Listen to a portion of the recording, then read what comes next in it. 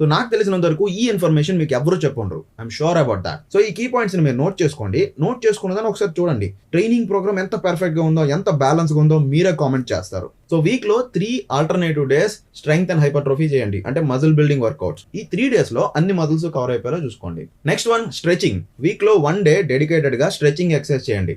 Next one stamina. Week లో 1 day dedicated గా outdoor jogging or running చేయండి. Outdoor, not indoor treadmill. Week లో 1 day body weight or functional workout చేయండి. Daily 10 minutes breathing exercise చేయండి.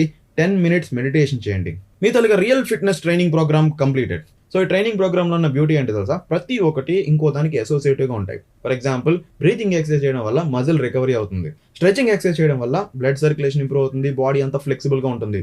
Body weight work out చేయడం వల్ల joints, ligaments ఇవన్నీ కూడా స్ట్రాంగ్ అవుతాయి. స్టామినా వర్కౌట్స్ వల్ల ఓవరాల్ హెల్త్ ఇంప్రూవ్ అవుతుంది. వర్కౌట్, వర్క్ లైఫ్ రెండు ఇంప్రూవ్ అవుతాయి. ఇప్పుడు మీరు రాసుకున్న నోట్స్ చూడండి.